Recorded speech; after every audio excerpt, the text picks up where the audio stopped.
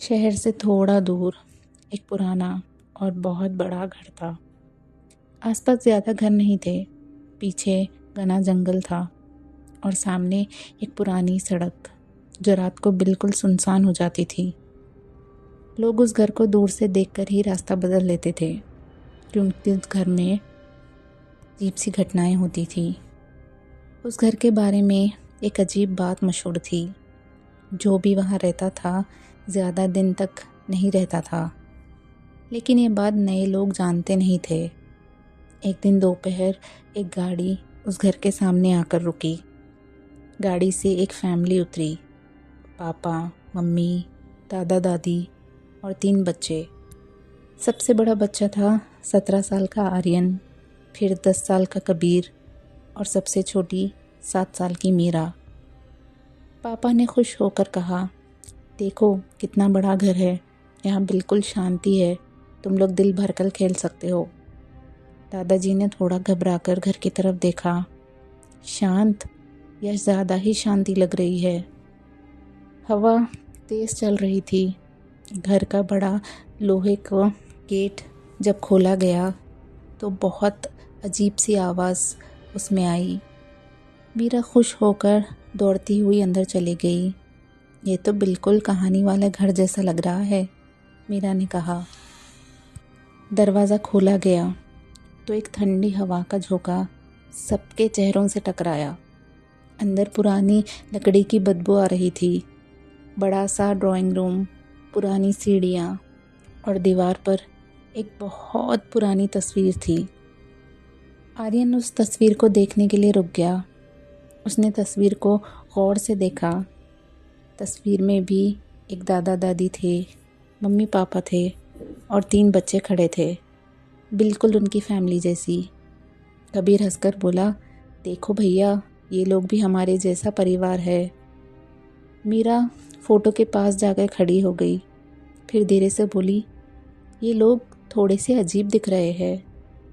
Mummy ने बात टाल दी, अरे पुरानी फ़ोटो है और क्या दिखेगी तुम्हें। लेकिन आर्यन को एक पल के लिए लगा जैसे फ़ोटो में खड़ी लड़की मीरा को देखकर मुस्कुरा रही हो। शाम तक सब सामान सेट हो गया। रात को घर बिल्कुल खामोश था। इतनी खामोशी कि हर छोटी आवाज़ भी सुनाई दे रही थी। सब सो गए थे, लेकिन रात के 2 बजे आर्यन की आंख खुली। उसे लगा कोई सीढ़ियों पर चल रहा है। वो धीरे से अपने बेड से उठा, कमरे का दरवाज़ा खोला। सीढ़ियाँ बिल्कुल अंधेरी थी, मगर कदमों की आवाज़ उसे आ रही थी, ऐसे जैसे कोई ऊपर आ रहा हो। आर्यन का गला सूख गया। वो धीरे से सीढ़ियों के पास गया। आवाज़ अचानक बंद हो गई। सीढ़ियाँ खाली थी, लेकिन नीचे ड्राइंग रूम की तरफ से हल्की सी फुसफुसाहटें आ रही थी, जैसे कोई वहाँ पर बातें कर रहा हो। आर्यन ने नीचे झांककर देखा। ड्राइंग रूम में भी अंधेरा था, लेकिन उसे एक चीज़ दिखाई दे रही थी, दीवार पर लगी वो पुरानी तस्वीर। और उस पर आर्यन का दिल एकदम से रुक गया। उसे लगा फोटो में खड़े सब लोग अब सीधा आर्यन की तरफ देख रहे हैं, जैसे उन्हें पता हो कि आर्यन भी उन्हें देख रहा है। आर्यन घबराकर एक कदम पीछे हट गया। तभी उसके कान के बिल्कुल पास एक धीमी आवाज़ आई, तुम लोग आ गए। आर्यन घबराकर पीछे मुड़ा। वहाँ कोई नहीं था, लेकिन नीचे ड्राइंग रूम में किसी ने धीरे से कहा, बूढ़ी सी आवाज़। अब घर फिर से भर गया। सुबह जब आर्यन की आंख खुली तो सूरज की रोशनी कमरे में आ रही थी। रात की बात उसे किसी बुरे सपने जैसी लग रही थी, लेकिन जब वो नीचे आया उसका दिल फिर तेज़ी से धड़कने लगा। ड्राइंग रूम में लगी वो पुरानी तस्वीर अभी वहीं थी और अभी भी उसे ऐसे लग रहा था कि उस तस्वीर के लोग उसे ही देख रहे हैं। वो थोड़ा तस्वीर के करीब गया और उससे अजीब बात ये थी कि फ़ोटो में सब लोग अब मुस्कुरा भी रहे थे। कल रात उनके चेहरे बिल्कुल सीधे थे। आर्यन कुछ बोलता उससे पहले कबीर चिल्लाया, पापा, किचन में कोई है? पापा ने हंसकर पूछा, कौन है? कबीर ने घबरा कर कहा, एक अंकल, वो यहाँ खड़े थे। सब किचन की तरफ गए। किचन खाली था, लेकिन तब टेबल पर 2 चाय के कप रखे हुए थे। मम्मी हैरान हो गई, ये कप किसने रखे यहाँ पर? मैंने तो कोई चाय नहीं बनाई। दादी जी ने धीरे से कहा, मैं तो अभी चाय बनाने वाली थी। सब एक दूसरे को देखने लगे। तभी छोटी मीरा आराम से बोली, वो आंटी बनाकर गई होंगी ना। सबने एक साथ मीरा की तरफ देखा और पूछा, कौन सी आंटी बेटा? मीरा ने सीधी दीवार की तरफ उंगली की, वो जो यहाँ रहती है। दिन भर सब नॉर्मल था। सबको वो एक ही बात सताए जा रही थी कि मीरा किस आंटी की बात कर रही है। लेकिन शाम को मीरा गार्डन में अकेली खेल रही थी। कबीर ने खिड़की से देखा, मीरा किसी से बातें कर रही थी और वहाँ पर कोई नहीं था। कबीर बाहर भागकर गया और उसने मीरा से पूछा, मीरा, तुम किससे बातें कर रही हो? मीरा मुस्कुराकर बोली, ये मेरी दोस्त से। वहाँ पर कबीर को कोई नहीं दिखा। कौन सी दोस्त? कबीर ने पूछा। मीरा ने सीधे उसके पीछे देखा। अरे ये वाली। कबीर का गला सूख गया। उसने पीछे देखा, वहाँ सिर्फ खाली झूला हिल रहा था। हवा बिल्कुल नहीं चल रही थी। उस रात सबके सब घबराए हुए थे और सबने जल्दी खाना खा लिया। पापा ने डिसाइड किया कि वो घर के पुराने पेपर्स चेक करेंगे। उन्हें स्टडी रूम में एक पुराना फाइल मिला। उसमें लिखा था, 17 साल पहले इस घर में एक फैमिली रहती थी। पापा पढ़ते पढ़ते रुक गए। सब ने उनसे पूछा, क्या हुआ? और पापा ने सबकी आंखों में देखते हुए बोला, एक रात पूरी की पूरी फैमिली की मौत हो गई और किसी को नहीं पता कैसे। पापा के हाथ कांप गए। तभी स्टडी रूम के दरवाजे के बाहर से कदमों की आवाज़ आई। वहाँ पर आर्यन नहीं था। पापा ने सोचा, शायद आर्यन होगा। उन्होंने पुकारा, आर्यन बेटा, लेकिन उन्हें कोई जवाब नहीं आया। कदमों की आवाज़ धीरे धीरे दूर चली गई। पापा दरवाज़ा खोलकर बाहर गए। हॉल खाली था, लेकिन सीढ़ियों के ऊपर कोई खड़ा था। एक आदमी। अंधेरे में सिर्फ उसकी आंखें चमक रही थी। पापा डर के मारे जम गए। आदमी धीरे से बोला, ये घर हमारा है, हमारा है ये घर। सारी की सारी लाइट्स ब्लिंक होने लगी और अगले पल वो आदमी गायब था। वहाँ पर कोई नहीं था। उस रात आर्यन फिर नीचे पानी लेने गया। ड्राइंग रूम में अंधेरा था, लेकिन फ़ोटो पर हल्की सी रोशनी पड़ रही थी। आर्यन धीरे से उस तस्वीर के पास गया और उस पल उसकी सांसें रुक गई। फ़ोटो में खड़ी लड़की बिल्कुल मीरा जैसी लग रही थी। बिल्कुल वही उम्र, वही चेहरा, जैसे फ़ोटो में खड़ी लड़की मीरा ही हो। तभी उसके पीछे से एक धीमी आवाज़ आई, क्या देख रहे हो आर्यन? आर्यन घबरा कर मुड़ा। वहाँ कोई नहीं था, लेकिन जब उसने तस्वीर की तरफ दोबारा देखा, फ़ोटो में खड़ी लड़की अब मुस्कुरा नहीं रही थी। उसका चेहरा गुस्से से भरा था और उसकी आंखें सीधा मीरा की कमरे की तरफ देख रही थी। उस घर में सिर्फ एक फैमिली नहीं रहती थी, वहाँ 2 परिवार रहते थे। एक जिंदा और एक जो कभी गया ही नहीं। और अब उस दूसरा परिवार अपनी जगह वापस चाहता था। उस रात आर्यन को नींद नहीं आई। उसे समझ ही नहीं आ रहा था कि जो उसने देखा वो सच था या वहम। उसके दिमाग में बार बार वो पुरानी तस्वीर घूम रही थी और उस तस्वीर में खड़ी वो लड़की जो बिल्कुल मीरा जैसी लग रही थी। रात धीरे धीरे गहरी होती गई। घर बिल्कुल खामोश था। फिर अचानक आर्यन के कमरे के दरवाजे पर हल्की सी आवाज़ हुई, जैसे किसी ने बाहर से उंगली से खटखटाया हो। आर्यन सीधा बैठ गया। कौन है? उसने पूछा। उसे कोई जवाब नहीं आया। फिर से आवाज़ आई और इस बार आवाज़ थोड़ी ज़ोर से आई। आर्यन धीरे धीरे दरवाजे तक गया। उसने हैंडल पकड़ा और धीरे से दरवाज़ा खोला। बाहर कॉरिडोर बिल्कुल खाली था, लेकिन कॉरिडोर के आखिर पर सीढ़ियों के पास कोई खड़ा था। एक लड़का। वो लगभग आर्यन की उम्र का था। अंधेरा था, लेकिन उसका चेहरा थोड़ा सा दिख रहा था। आर्यन ने धीरे से पूछा, तुम कौन हो? लड़का चुप रहा। कुछ लम्हों बाद वो धीरे से बोला, ये मेरा कमरा है। आर्यन का दिल ज़ोर ज़ोर से धड़कने लगा। तुम यहाँ रहते हो? लड़का धीरे से मुस्कुरा दिया। हम सब यहाँ रहते हैं। उसी वक्त मीरा के कमरे से आवाज़ आई, मुझे मत छुओ। आर्यन तुरंत उसकी तरफ भागा। मीरा बेड पर बैठी हुई थी। उसका चेहरा बहुत डरा हुआ लग रहा था। मम्मी पापा भी भाग कर आ गए। पापा ने पूछा, क्या हुआ मीरा बेटी? मीरा रोती हुई बोली, वो लड़की गुस्सा हो गई। कौन सी लड़की? मीरा ने सीधे कमरे की दोनों तरफ उंगली दिखाई। वही जो गार्डन में मेरे साथ खेलती थी। सबने उस कोने की तरफ देखा।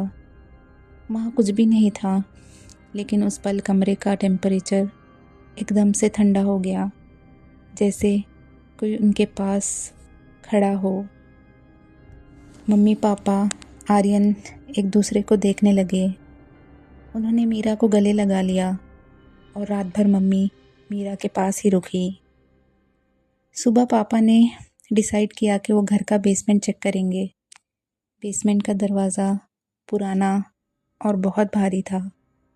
जब पापा ने ताला तोड़ा और दरवाज़ा खोला तो दरवाज़े की आवाज़ बहुत अजीब सी आ रही थी, लेकिन वो दरवाज़ा खुल गया। अंदर बहुत अंधेरा था। पापा ने टॉर्च जलाई। बेसमेंट में पुराने फर्नीचर, बक्से और एक बड़ा सा आईना रखा हुआ था। पापा धीरे से आईने के पास गए। टॉर्च की रोशनी आईने पर पड़ी। पहले सब कुछ नॉर्मल था, लेकिन फिर पापा का हाथ थोड़ा सा काँप गया। आईने में सिर्फ वो खड़े नहीं थे, उनके पीछे 6 और लोग खड़े थे, जो एक मुकम्मल फैमिली लग रहे थे। दादा, दादी, मम्मी पापा और 3 बच्चे। बिल्कुल वही तस्वीर जो बाहर ड्राइंग रूम की तरफ थी। पापा ने घबराकर पीछे मुड़कर देखा। बेसमेंट खाली था, लेकिन जब उन्होंने आईने की तरफ दोबारा देखा, आईने में खड़ी वो फैमिली उनके करीब आ रही थी और उन सब की आंखें बिल्कुल खाली थी। तब उनमें से एक आदमी आगे बढ़ा और उसने धीरे से कहा, हम यहीं रहेंगे, कहीं नहीं जाएंगे। पापा का गला सूख गया। वो आदमी फिर बोला, अब तुम सब भी कहीं नहीं जा पाओगे। उस पल बेसमेंट का दरवाज़ा ज़ोर से बंद हो गया। ऊपर पूरे घर की लाइट्स एक साथ बंद हो गई और सीढ़ियों पर किसी के बहुत सारे कदम सुनाई देने लगे, जैसे एक नहीं पूरी फैमिली चल रही हो। उस घर का सच सबके सामने आने लगा था। वो लोग सिर्फ यादें नहीं थे, वो लोग अब भी वहीं रहते थे और उन्हें बिल्कुल पसंद नहीं था कि कोई और उनके घर में रहे। बेसमेंट का दरवाज़ा ज़ोर से बंद हुआ तो पापा का दिल ज़ोर ज़ोर से धड़कने लगा। अंधेरा इतना गहरा था कि टॉर्च की रोशनी भी कम लग रही थी। आईने के अंदर वो दूसरा परिवार अब भी वहीं खड़ा था और धीरे धीरे वो सब और पास आने लगे थे।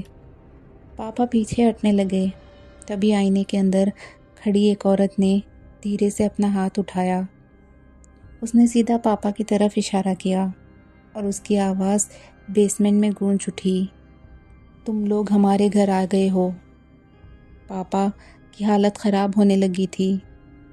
हम बस यहाँ रहने आए हैं। ये हमारा घर है। मैंने पैसों से ख़रीदा है। औरत की आंखें और काली हो गई। ये घर हमारा था और हमारा ही रहेगा। उस पर आईने की सरफेस पानी की तरह हिलने लगी, जैसे कोई अंदर से बाहर आने की कोशिश कर रहा हो। पापा घबरा कर पीछे हट गए और तभी बेसमेंट का दरवाज़ा अचानक खुल गया और पापा बिना पीछे देखे सीधा ऊपर भाग गए। ऊपर सब लोग ड्राइंग रूम में खड़े थे। मीरा चुपचाप सीढ़ियों की तरफ देख रही थे। मम्मी ने पूछा, क्या हुआ बेटी? मीरा धीरे से बोली, वो लड़की कह रही है आज रात कोई बाहर नहीं जाएगा। सब एक दूसरे को देखने लगे। आर्यन का दिल घबरा गया। मीरा, तुम किस लड़की की बातें करती रहती हो? मीरा ने सीढ़ियों के ऊपर की तरफ उंगली दिखाई। वो ही लड़की। सबने सीढ़ियों की तरफ देखा। पहले तो उन्हें कुछ दिखाई नहीं दिया, फिर धीरे धीरे अंधेरे में एक छोटी सी परछाई दिखने लगी, एक लड़की की जो बिल्कुल मीरा की हाइट की थी। उसके बाल उसके चेहरे पर गिर रहे थे और वो सीधा नीचे खड़े सब लोगों को देख रही थी। आर्यन का दिल एकदम से रुक गया। परिवार में सब लोग घबरा गए। आर्यन को याद आया, फोटो में खड़ी लड़की भी बिल्कुल ऐसे ही थी। आर्यन ने हिम्मत करके पूछा, तुम कौन हो? लड़की ने धीरे से सिर टेढ़ा किया, फिर हल्की सी मुस्कान के साथ बोली, ये मेरा घर है। जैसे ही उसने ये कहा, सीढ़ियों के पीछे से और परछाइयाँ दिखने लगी। एक आदमी, एक औरत, एक बूढ़ा आदमी, एक बूढ़ी औरत और 2 बच्चे और मीरा जैसी दिखने वाली वो लड़की। ये सब वही थे जो पापा के पीछे आईने में नज़र आ रहे थे और वही जो बिल्कुल उस तस्वीर में थी। अब वो सब सीढ़ियों पर खड़े थे और उनकी आंखें बिल्कुल काली थी।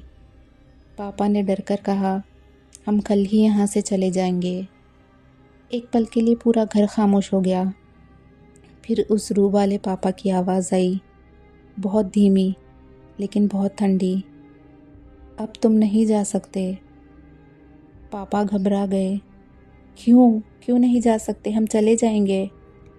वो आदमी बोला, बस कहा ना, नहीं जा सकते। वो रूह वाला आदमी धीरे से सीढ़ियाँ उतरने लगा। उसके कदमों की आवाज़ पूरे घर में गूंज रही थी। वो पापा के बिल्कुल सामने आकर रुक गया और धीरे से बोला, हम भी कभी यही सोचकर यहाँ आए थे। पापा का गला सूख गया। क्या मतलब? आदमी की मुस्कुराहट और गहरी हो गई। हम भी कभी तुम्हारी तरह जिंदा थे। उस पल पूरे घर की लाइट्स एक साथ बंद हो गई। अंधेरा इतना गहरा था कि कोई किसी को नहीं देख पा रहा था। सिर्फ बहुत सारे कदमों की आवाज़ें सुनाई दे रही थी और ये आवाज़ हर जगह गूंज रही थी, जैसे कोई पूरी फैमिली इधर से उधर टहल रही हो। फिर अंधेरे में एक छोटी सी आवाज़ गूंजी, वही छोटी लड़की की, अब तुम भी हमारे साथ यहीं रहोगे। आर्य ने घबराकर मीरा का हाथ पकड़ा और उस पल उसे एक और चीज़ महसूस हुई। उसके पीछे कोई खड़ा था, बहुत पास, उसके कान के बिल्कुल पास। एक धीमी आवाज़ आई, अब हम एक साथ रहेंगे, तुम सब हमारी फैमिली हो। घर में अंधेरा डूबा हुआ था। आर्यन ने मीरा और कबीर को अपने पास पकड़ रखा था। मम्मी और पापा बिल्कुल चुप और घबराए हुए थे। सीढ़ियों से आने वाले कदमों की आवाज़ एकदम से रुक गई। फिर अंधेरे में एक हल्की सी रोशनी जली। वही पुरानी फैमिली सीढ़ियों के पास खड़ी थी। अब वो बिल्कुल साफ दिखाई दे रहे थे। वही दादा दादी, मम्मी पापा और 3 बच्चे, बिल्कुल वैसे ही जैसे उस तस्वीर में थे। उस रूह वाले आदमी ने आगे बढ़कर ये कहा, अब तुम लोग यहाँ आ गए हो तो तुम्हें यहाँ रहना ही पड़ेगा। पापा घबरा गए, लेकिन क्यों? हम आए थे इस घर के बारे में, हमें नहीं पता था। से चले जाएंगे। वो आदमी बोला, नहीं, अब हम तुम्हें यहाँ से नहीं जाने देंगे। उसने कहा कि तुम्हें नहीं जाने देना है। उसने किसने? सबकी नज़र सीढ़ियों की तरफ गई। वहाँ वो छोटी लड़की खड़ी थी, वही लड़की जो मीरा को गार्डन में दिखाई देती थी। मीरा धीरे से उसके पास चली गई। तुम मेरी दोस्त हो ना? लड़की ने सिर हिलाकर झुका दिया, फिर धीरे से बोली, मैं अकेली हो गई थी। तुम आ गई हो तो मैं तुम्हें कहीं नहीं जाने दूंगी। आर्यन का दिल डूब गया। तुम्हारे साथ क्या हुआ था कि तुम ऐसी हो गई हो? लड़की की आंखों में अजीब सी चमक आई। उसने धीरे से कहा, एक रात सब सो रहे थे, फिर किसी ने दरवाज़ा बंद कर दिया, फिर घर में आग लग गई। मम्मी का हाथ मुंह पर चला गया। लड़की की आवाज़ और धीमी हो गई। हम सब यहीं मर गए थे। घर में बिल्कुल खामोशी छा गई। फिर लड़की ने सीधा पापा की तरफ देखा। उस दिन के बाद ये घर खाली हो गया, यहाँ कोई नहीं रहता। अब तुम सब आए हो तो तुम्हें यहीं रहना होगा। बहुत सालों तक हम अकेले थे। उसकी मुस्कुराहट धीरे धीरे बढ़ने लगी। अब तुम लोग आ गए हो, हमारा परिवार पूरा हो गया है। पापा ने हिम्मत करके पूछा, लेकिन तुम हमें क्यों रोकना चाहते हो? लड़की ने सीधा जवाब दिया, क्योंकि आप हमारी फैमिली हो अब। उसने सीढ़ियों पर खड़ी अपनी रूह वाली फैमिली की तरफ देखा। हम आप सबके बिना अधूरे थे, अब आप आ गए हो, हम पूरे हो गए हैं। फिर उसने आर्यन, मीरा और कबीर की तरफ देखा। अब हम फिर से एक साथ रह सकते हैं। आर्यन गुस्से से बोला, हम यहाँ नहीं रहेंगे। उस पल पूरे घर में हवा तेज चलने लगी। दरवाजे ज़ोर ज़ोर से बंद होने लगे और वो लड़की धीरे से हंसने लगी। तुम लोग जाना चाहते हो? नहीं जा सकते। पापा ने सबको पकड़ा और दरवाजे की तरफ भागने लगे। दरवाज़ा खोला और बाहर निकल गए। सब भागते हुए गेट तक पहुँचे। गेट खुला हुआ था। पापा ने पीछे मुड़कर घर की तरफ देखा। घर बिल्कुल खामोश खड़ा था, जैसे वहाँ कुछ हुआ ही ना हो। सब गाड़ी में बैठ गए और वहाँ से चले गए, लेकिन उन घर वालों ने उनका पीछा नहीं छोड़ा। हर रात वो लड़की और उनका परिवार उन सब को डराने आते। 2 हफ्ते बाद एक नई फैमिली उस घर को देखने आई। उन्हें घर सस्ता मिल रहा था। उन्होंने सोचा, इतना बड़ा घर है, इतने कम पैसे में मिल रहा है, क्यों ना ले लिया जाए। जब वो लोग ड्राइंग रूम में घुसे, उन्होंने दीवार पर एक तस्वीर देखी। फ़ोटो में खड़े थे वही दादा दादी, वही मम्मी पापा और 3 बच्चे, और उनके पीछे खड़ी थी एक और फैमिली, और उन फैमिली के 3 बच्चे, कबीर, मीरा और आर्यन, और सब के सब उन लोगों को देखकर मुस्कुरा रहे थे। कुछ घर कभी खाली नहीं होते, वो सिर्फ नए लोगों का इंतज़ार करते हैं। और जब कोई नया परिवार वहाँ आता है तो पुराना परिवार खुश हो जाता है, क्योंकि फिर से घर में फैमिली पूरी हो जाती है।